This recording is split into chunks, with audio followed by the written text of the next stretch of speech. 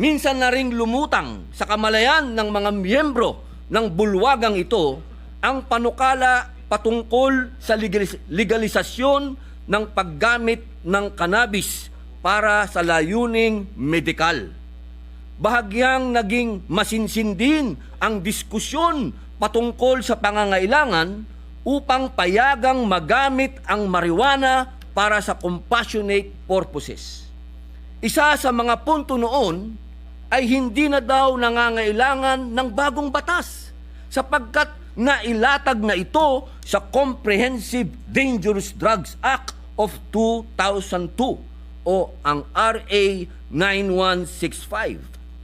Sa ilalim po kasi ng batas, hindi pinipigilan ang may mga lehitimong medikal na pangangailangan sa tamang paggamit ng mga medikasyon kabilang na ang pinagbabawal na gamot. Isa na po rito ang cannabis-based medication para sa epilepsy. Itinuturing din po ang Department of Health Administrative Order Number 4 Series of 1992 bilang basihan ng bisa ng pagkilala sa pangangailangan sa mga produktong gamot na hindi nakarehistro o nasa proseso pa lamang ng pagparehistro upang gamutin ang mga pasyenteng may terminal o malubhang karamdaman. Ang kanilang argumento, bakit pa kailangan ng batas para sa mga compassionate use ng medical cannabis kung may tinging regulasyon para ma-access ito? Kung hindi po natin narinig ang pulso ng panukalang batas sa mga nagdaang kongreso, baka maaari nating buksan ang ating mga puso sa mga magulang at mga pasyente na hindi kayang punan ang $25,000 hanggang $30,000 na halaga ng prescription ng gamot mula sa medical cannabis kada taon. Matagal na po nilang inaasam na magkaroon ng access sa mas abot kayang medical cannabis. Baka maaari po nating bigyan ng atensyon ang 29,802 publications ukol sa medical marijuana simula pa noong 1829 hanggang sa kasalukuyan. Sa pagtataya ng mga pag-aaral sa US mula 2016 hanggang 2019, ang cannabis ay nakitaan ng moderate to high quality of evidence of efficacy, effectiveness, and safety sa mga medikal na kondisyon kung saan pinapayagan ang paggamit nito. Baka po maaaring buksan natin ang ating isip sa pagbabago. Noong Disyembre 2020 ay nagdesisyon na ang United Nations Commission on Narcotic Drugs na alisin na ang cannabis mula sa Schedule 4 ng kanilang listahan sa klasifikasyon ng droga.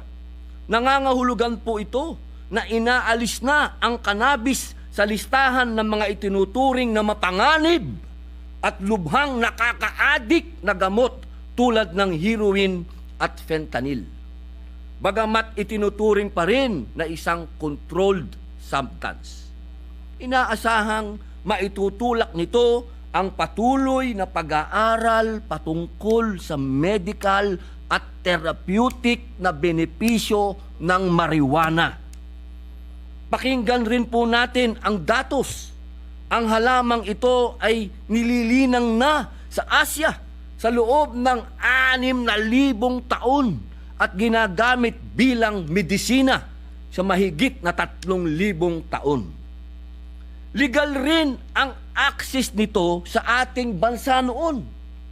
Sa isang liham nga ni Gat Jose Rizal sa kanyang kaibigang Aleman noong 1890, sinabi niya, I myself, though in 1879 used hashish, did it for experimental purposes, and I obtained the substance from the drugstore. Ginoong Tagapangulo, sa kasalukuyan, legal na ang medikal na paggamit ng ilang uri ng cannabis sa 70 bansa sa buong mundo. Tinatayang 4.4 milyong aktibong pasyente ang nag-access ng mga legal na produkto ng cannabis. Hindi po kabilang ang mga Pilipino dito. Bibigyang diin lamang po natin na ang ating isinusulong ay medical cannabis lamang. Ito po ang produktong cannabis na nasa anyong capsule at oil at mayroong pharmaceutical formulation kasama ang detalyado at tamang impormasyon tungkol sa konsentrasyon ng tetrahydrocannabinol o THC at cannabidiol o CBD. Hindi po ito yung alam nating 2 joints o jutes o hashish, Mary Jane o bang at iba pang katawagan sa marijuana na para sa recreation o good time lamang. Kaya naman po, pinupursige natin ang pagpapasa ng batas na partikular sa legal na access ng medical cannabis dahil ito po ang direksyon na nararapat nating tahakin kung sisilipin natin ang mga benepisyong hatid nito gamit ang lente ng kalusugan at ekonomiya. Ang Asya pa naman ang may pinakamalaking merkado para dito dahil sa 4.5 bilyong mamamayan sa rehiyon. Angat rin tayo sa lahat base sa mga pag-aaral dahil kung ikukumpara sa mga halamang cannabis na lumalago sa ibang bansa, may mataas na cannabidiol content ang cannabis sa Pilipinas sa pangunahing sangkap sa karamihan ng mga produktong pang-medikal. Ang akin pong punto, bukod sa lumalawak na gamit ng medical cannabis, malaki rin po ang ambag nito sa ekonomiya. Patunay po ang tinatabong kita mula sa buwis at laki ng merkado ng mga bansang nagbukas ng industriya para sa mas malayang access ng medical cannabis.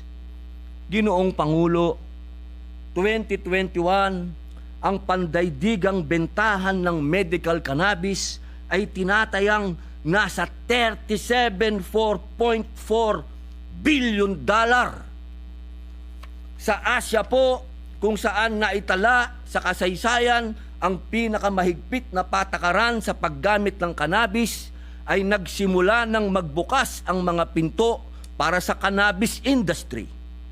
$158.9 milyong o tumataginting na 8.7 billion pesos po. Ito po ang halaga ng ginastos ng mga consumers ng medical cannabis sa Israel noong 2020 lamang.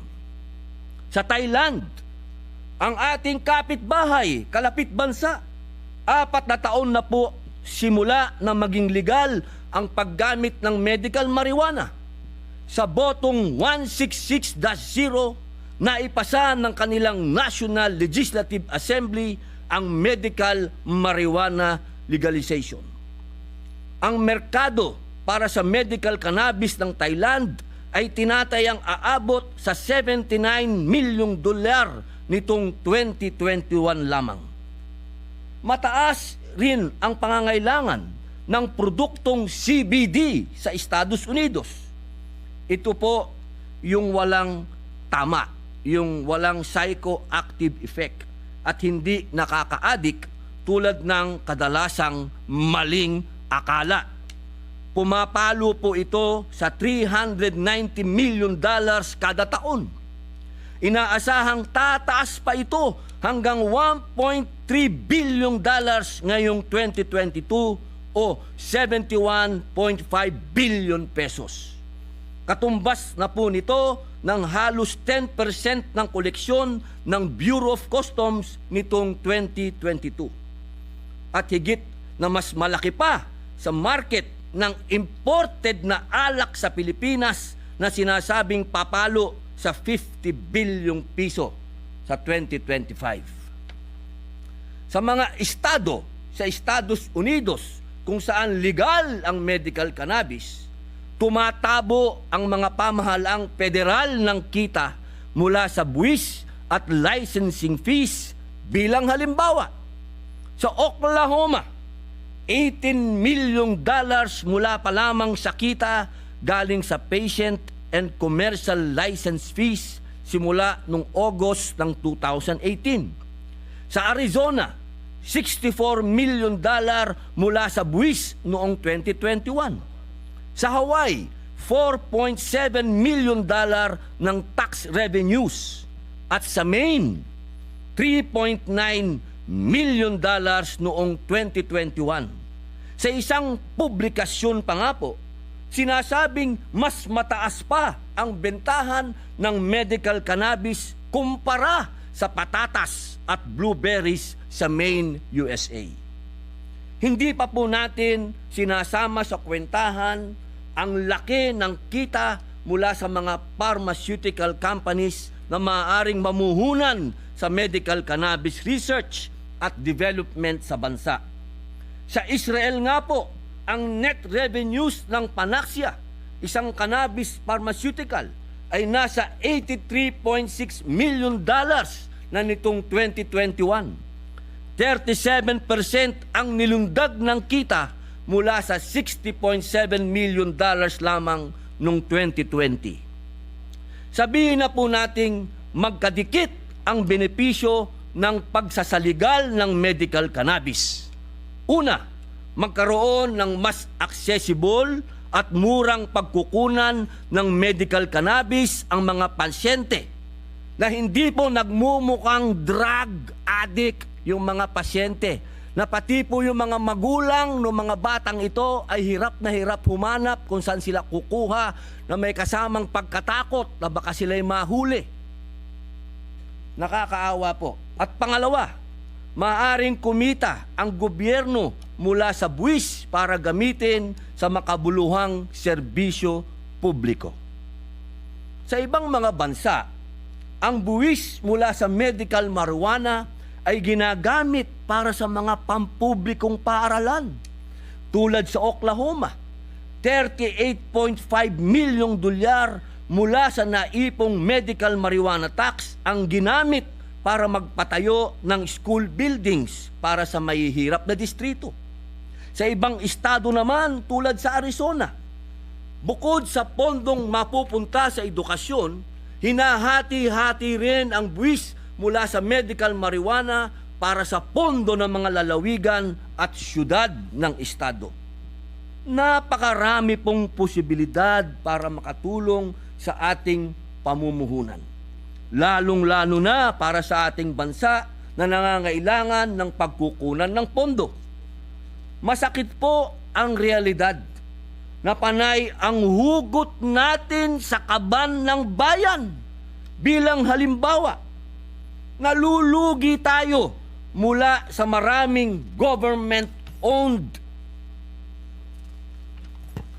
corporations, GOCC, na taon-taon ay umaasa sa suporta ng gobyerno sa pamamagitan ng subsidiya, equity at net lending na halos wala namang naibabalik na dibidendo para makadagdag sa pondo ng bayan.